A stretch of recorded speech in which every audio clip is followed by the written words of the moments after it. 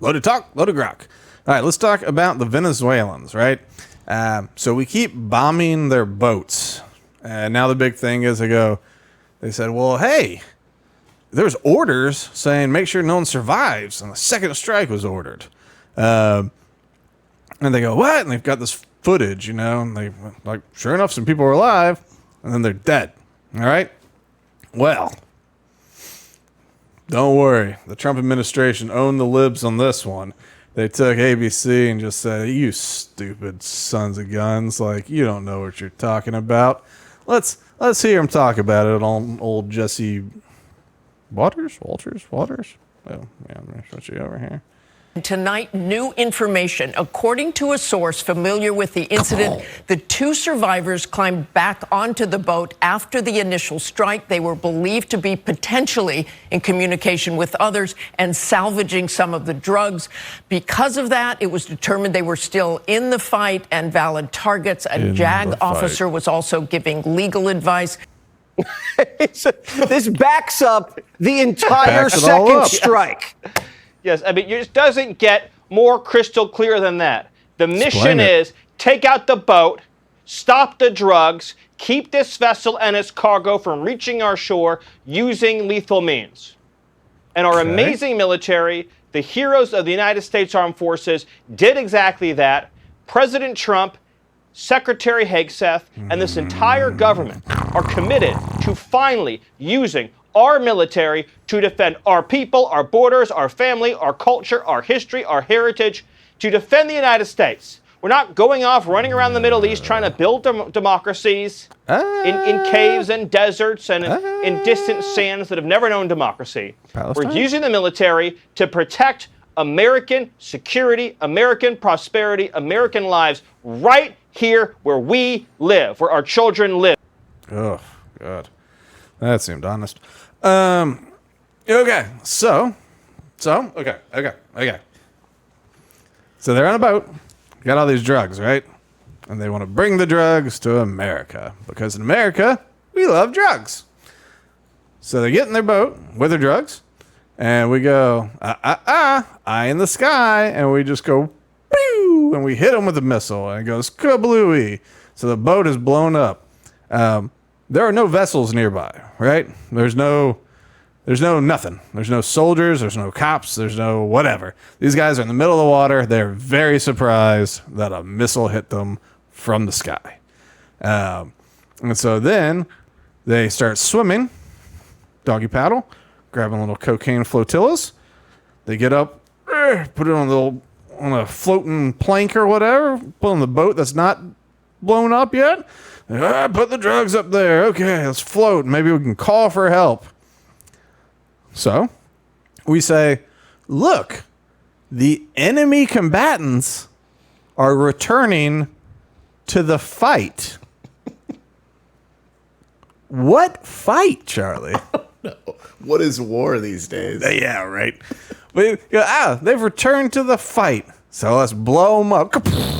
So we get them. We hit them a second time. And they go, look, they admitted they were grabbing drugs, swimming back to the boat. Case closed. What fight? What fight?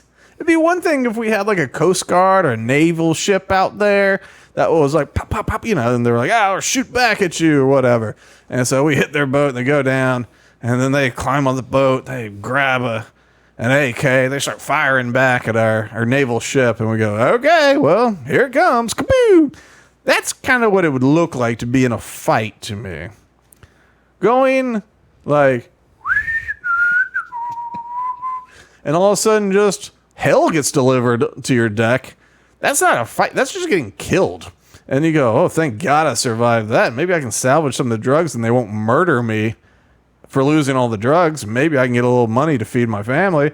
They go, you better get out of that fight. I mean, like,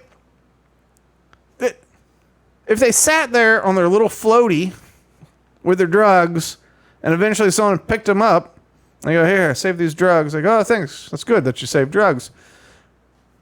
They could just blow up that boat. Like, what the hell are they going to do when they're sitting there in a floaty other than maybe do some drugs? Like, There is no fight. They're not going to magically get to America. Also, Charlie, what drugs are Venezuelan cartels known for moving? Cocaine. Cocaine.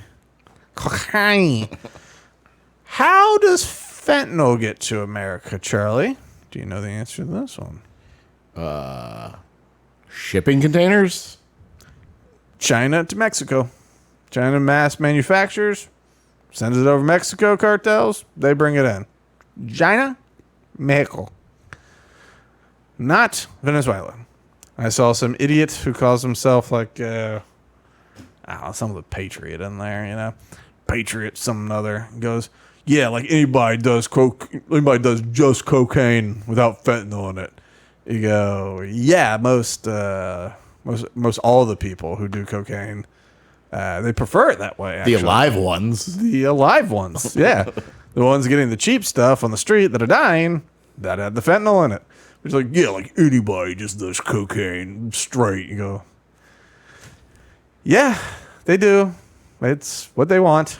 They do it, you know. And here, the other thing about it, old Mr. Patriot, whatever his name was, is you don't mix the fentanyl into the cocaine at the supplier level. Right. The supplier is growing and manufacturing cocaine. And then they put it in their containers. And then they sell it to their wholesalers. Who sells it to kind of lesser wholesalers, to distributors, to retailers. Typically, once you get down to the retailers, that's when they're trying to get that extra margin. That's who steps on it. And, you know, the broker they are, the more likely they are to step on it with something. And the more they step on it with something, at some point they probably got to sprinkle a little fentanyl in there because they basically turned the whole thing into baby powder and there's nothing there anymore. So, yeah, that's stupid. Venezuela's bringing coke. Okay, war on drugs. You don't want to bring cocaine to the country. Fine. It's not a war. Like, there's no enemy combatant. Like, there's no enemy combatant to blast. It's just some dude on a boat with a brick of coke. And he's not hurting anybody, especially not with his boat blown up. Rand Paul was citing, I think, Coast Guard stats, and he said it's something like 78%, whatever, we'll call it 75 just for ease. 75% of the Coast Guard stops for suspected drug runners have drugs, right? Good number. Not bad. Right? Yeah, good number. It might have been 79 now, I think. Anyway, but you go, hey, that's a good number. And it is a good number. But not if you're blowing up all the boats and killing all the people. Because if you're wrong 20, 25% of the time about the people you murdered, not as good. You go, I killed 300 bad guys. They go, just bad guys? There's 100 good guys. But I got 300 bad guys, 100 good guys. You go, it sounds like you murdered 100 people. Like, no. I stopped 300 bad guys. Oh, were the good guys shooting at you? No. No, they weren't, because they blew them up and their little fingers fell off first. It's amazing. But anyway, all that to say, this is ridiculous. And the fact that they're drumming the war drums more, just like, we should invade Venezuela. It's a terrorist nation full of fentanyl. They're attacking our country with fentanyl from Venezuela, and we have to invade them and overthrow their government. No, we don't. They're falling apart. Let them continue to fall apart. Enforce the border if you want. You know, don't let the drugs in. Maybe not necessarily by bombing boats, just willy-nilly.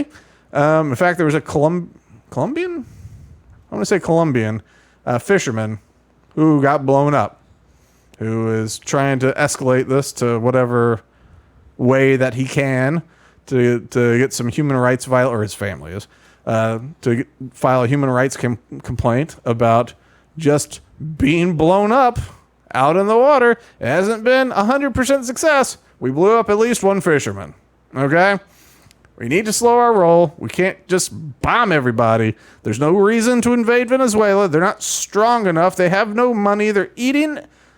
They probably already ate all the zoo animals. I don't even know what they're eating these days. Most of them that aren't horrible are fleeing to America, and the horrible ones are coming too. But we're sending them back or to El Salvador. And so, let's just chill. We don't need to. They will fall apart, and someone else will get in charge.